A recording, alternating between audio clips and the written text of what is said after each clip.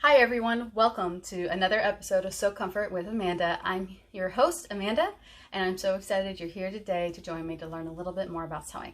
Today we're going to dive right into a quick tip on how to cut a frame for your quilt.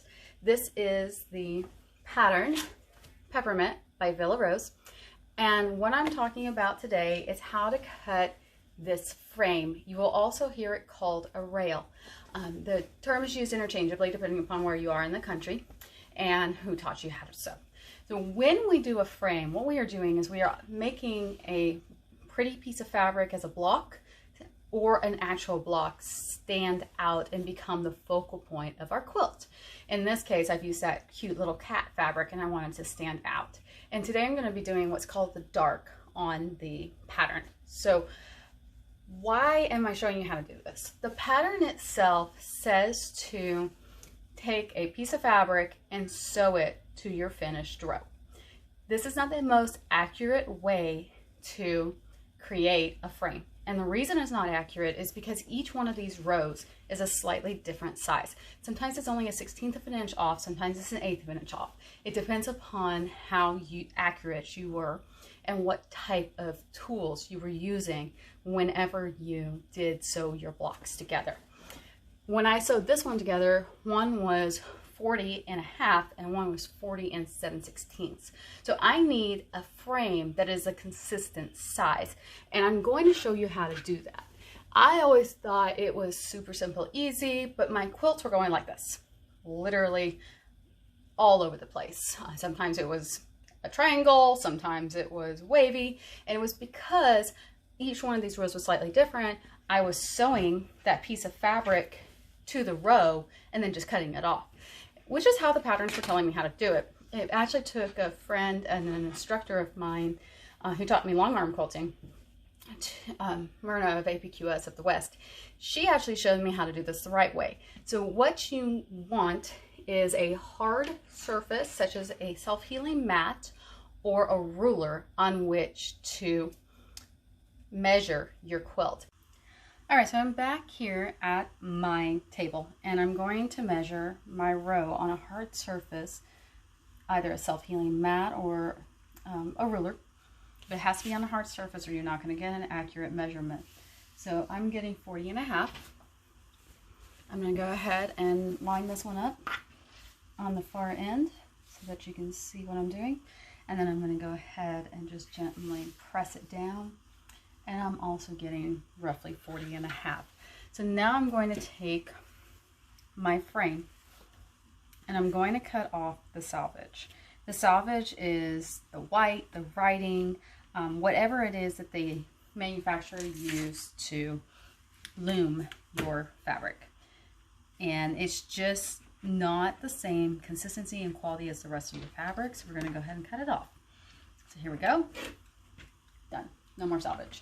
Now I'm going to go ahead and line up my frame with my board, which is right here. And I'm going to go ahead and line it up as accurately as possible and cut it at the 40.5 mark. Now you can actually line up more than one piece of fabric if you have a large mat and a large ruler like I do, but for the sake of this tutorial I'm just showing you how to do it one by one. Okay, so then we cut that off. Now we would actually go ahead and attach this frame to our quilt in this position and then attach the other row. So I'm going to go ahead and go over to the sewing machine and show you how to do this part. Here I am at the sewing machine. I'm going to show you how to attach your frame to the block that we've already created in the last video. So we start it near the end, and you can choose to tie off or not. That is your choice. Just be careful. Sometimes when you tie off, it goes down to the feed dogs and you have to pull it back up just like that. It's not hard to do, you just have to be aware. So now we're just going to very quickly sew this down.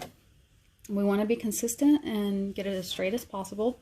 I find pinning to be very inflexible at this junction and to cause more problems than it helps.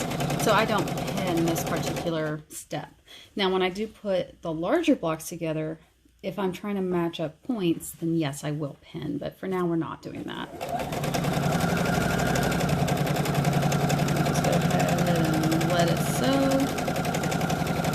You can go as fast or as slow as you need to based on your skill and what you are doing. Now remember, it doesn't have to be 100%, but we do want to be as close to the edge consistent as possible, because it'll make a prettier quilt when you are done. As always, we guide with our left. When you get good at it, a lot of times all you need is your left. And for those who are left-handed, you usually guide with your right on the other side. Taught to me by a friend whose daughter is left-handed. Okay. Now, which direction you put these together doesn't really matter. You just need to make sure that your cats or your one-way design are going the same direction. So now we're going to go ahead and attach the other piece. We just line up the ends and continue on. Now, if your rows are significantly different, say one was 47 3/4, I'm sorry, 40 3/4, or 40 1/2, then I would have actually gone in and repaired my block, my row, and figured out where the problem was and made it consistent. But since this one's only a 1/16 of an inch, you can just kind of fudge that in. Don't be harsh on yourself. Quilting takes time to learn. It's actually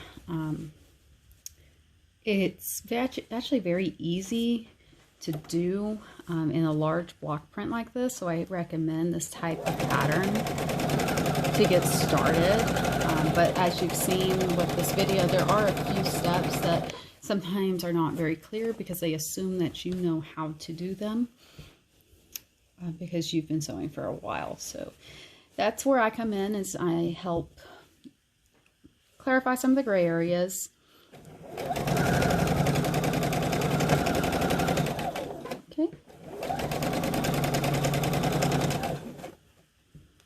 Here we are, all matched up and ready to rock. With our frame.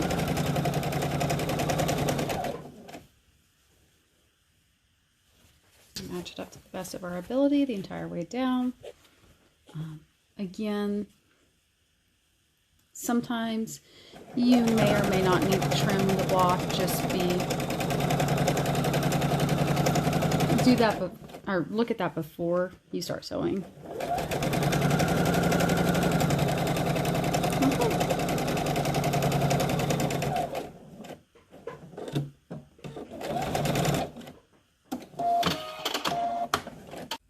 Okay, here we are. I wanted to show you our final project. So this is the first row that we started with, and I went ahead and cut that pink and attached it off camera. And then I also showed you how to attach that bottom gray one. So this is now 4 of our 6 units that will need to be put together to make this quilt top. And we have a nice, consistently even edge down the side on which we will attach a border at a later date. So thank you very much for joining me tonight. I hope that this lesson on how to cut and attach a frame has been of value to you. If it has, please give us a thumbs up on YouTube and like our channel, Sew Comfort with Amanda. Hope you have a wonderful day and that you will continue learning how to sew.